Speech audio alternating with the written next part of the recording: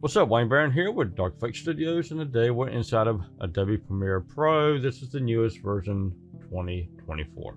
So what we got here is that we got a sequence. Let's go ahead and run this. As you can see, the transition is it's a hard transition. So what we want to do is that we want to add a dissolve that simply just goes between the two of them. So we're going to come over here to the cross dissolve, drag it over here, drop it, and we're going to run it again. But it still has a hard transition. And so no matter what I do, if I can come over here, I can expand it out. That's still not going to do anything about that hard transition.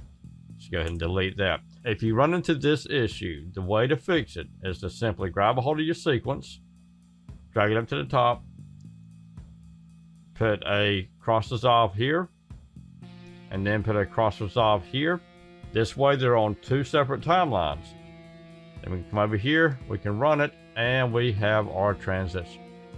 That's simple. I am Wayne Barron. This is Dark Effects Studios. Y'all have a good one now. Bye-bye.